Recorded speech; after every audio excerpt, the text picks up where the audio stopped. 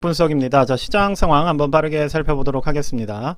자, 제가 저번 주 금요일 같은 경우는 약속이 있어서 시장을 아예 팔로우를 못했었는데 뭐 어느 정도 큰 폭의 상승이 나왔습니다. 나스닥 기준으로 2% 정도의 상승이 나온 상황인데, 자, 그렇다면 이제 우리가 확실히 해야 되는 거는 과연 지금이 추격 매수를 하기에 적절한 시기인가에 대해서 말씀을 좀 드려보려고 해요.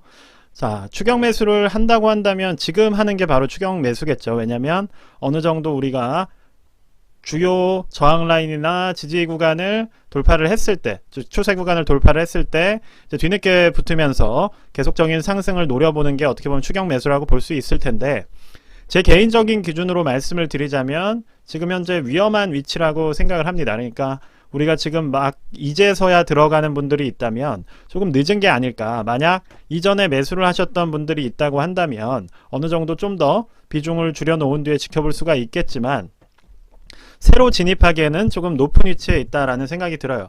자, 왜냐하면 이러한 상승이 나오게 되면 기본적으로 많은 투자자들이 유입되게 됩니다. 그러니까 이게 단기적으로는 시장을 이끌어 올릴 수 있겠지만, 우리가 흔하게 얘기를 하듯이 많은 사람들이 주식 얘기를 할 때는 주식을 살 때가 아니라는 격언이 있듯이 약간 지금 분위기 자체가 그렇게 볼 수가 있어요. 그러니까 많은 사람들의 심리와 일반적인 개미 투자자들이 빅테크 위주로 지금 다시 관심을 가지고 있는 상황인데, 자, 이렇게 일반적으로 투자에 관심이 없던 개인 투자자들이 유입되는 시기가 어떻게 보면 막바지 상승기일 수 있기 때문에 저 같은 경우는 앞서 말했던 원칙들을 지켜가는 게 중요하다고 생각을 합니다. 즉 주요 추세선의 하단부에서 잡으시는 것이 좋지 않을까. 혹은 1차적으로 저항 라인이 요 1300, 13200선의 나스닥 기준으로 잡혀 있기 때문에, 자, 1차 저항입니다. 이전에 전 고점이기 때문에, 자, 요 부분이 어쨌든 한 2, 3일 새에 터치를 하고 나서도 이 부분을 돌파하는지를 보고 들어가시는 게 좋을 것 같아요.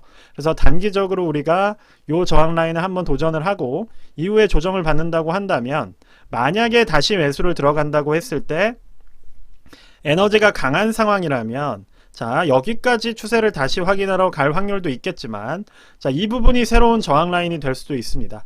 즉 이전에 추세의 고점 상단선 부분이 어떻게 보면 추세에 다시 지지 구간으로 잡힐 수가 있기 때문에 그러한 부분을 염두에 두시면서 조금 지켜보는 시간을 가지시는 게 좋을 것 같아요. 그래서 만약에 이 부분이 이렇게 올라간다 하더라도 이 부분이 다시 이렇게 어차피 저항 라인이나 지지 라인을 확인하려 내려올 확률이 높기 때문에 그러한 시간이 올 때까지 조금 지켜보시는 게 저는 안전한 투자를 할 수 있는 방법이라고 생각을 합니다. 뭐 지금 이 시점에서 어떤 식으로 올라갈지는 모르겠지만, 만약에 이렇게 올라간다고 해서 더 많은 개미분들이 혹은 개인 투자자들이 뒤늦게 매수를 시작했을 때가 오히려 가장 위험한 시기가 될 수 있기 때문에, 자, 그런 부분들을 조금 조심하면서 지수를 지켜보시면 좋을 것 같아요. 자, S&P 500 같은 경우는 앞서 말했듯이 기술주보다는 조금 소외되는 흐름을 가져가고 있고, 심지어 아직 추세의 상단도 닿지를 못했습니다.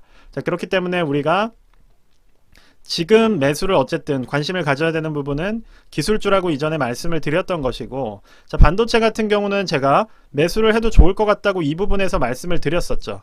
자, 왜냐하면 추세의 하단 부근에 위치를 하고 있기 때문에 매수를 하신다면 어떻게 보면 상승을 노려볼 수 있다고 말씀을 드렸고, 자, 실질적으로 상당히 큰 폭의 상승이 나왔어요.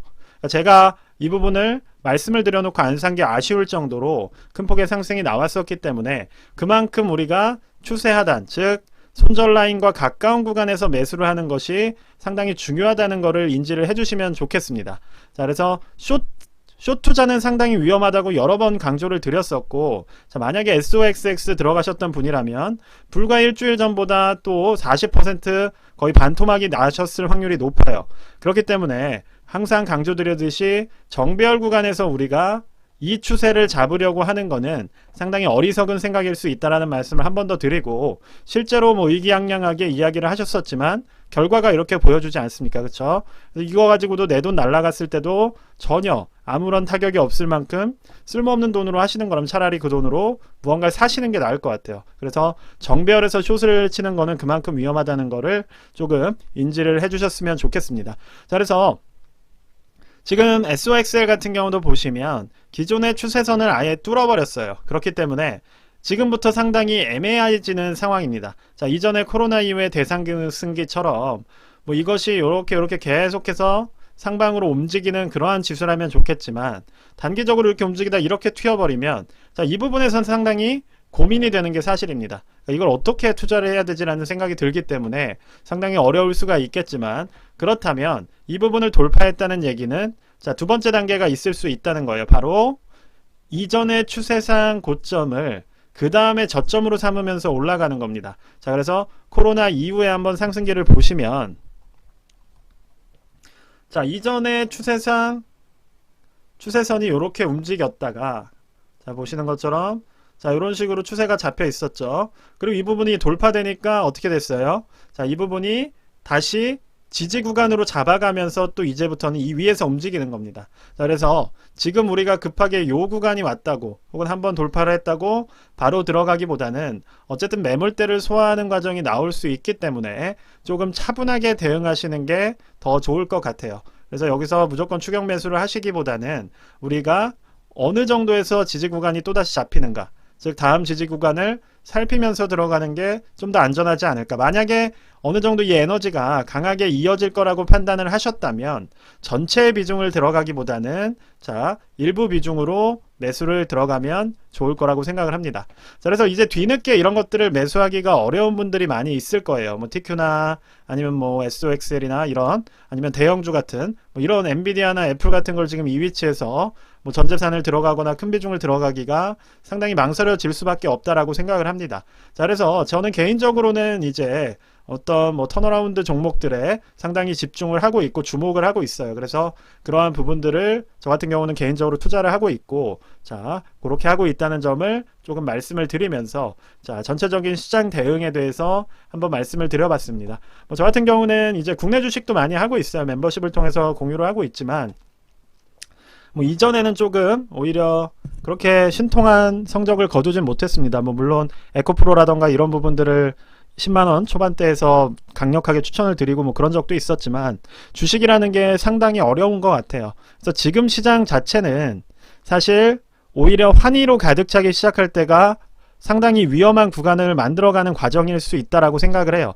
즉 여기서 이제 상승이 돼서 많은 분들이 이제 주식이 원상복귀가 되었다 라고 생각할 때 한번 무너질 수 있다는 겁니다. 그래서 이러한 부분들도 우리가 항상 두려워하고 염두를 해둬야 되기 때문에 왜냐 이전과 지금의 돈이 들어오는 상황 자체는 여전히 다른 상황이고 높은 금리라는 요인과 인플레나 혹은 디플레 위험 자체는 여전히 존재를 하고 있기 때문에 우리가 항상 그런 부분에 있어서 그러니까 그런 부분의 문제가 지금 현재 해결된 게 아니에요. 그렇죠? 완벽하게 해결된 것이 아니고 어느 하나 풀리지 않은 것이 없습니다. 이제 풀린 게 없다는 거죠. 그렇죠? 그래서 지금 우리 같은 경우는 너무나도 이 부분을 낙관적으로 보기보다는 우리가 원하는 추세보다 좀 더 강한 추세가 나왔다면 자, 이 부분을 어떻게 봐야 될지 막바지 상승으로 봐야 될지 혹은 상승 이후에 이 부분을 지지 구간으로 바꿔가는 그러한 상승이 될지를 조금 확인하고 나신 뒤에 들어가는 게 좋을 거라고 생각을 합니다. 물론 요 구간을 먹지 못한다면 상당히 아쉽겠지만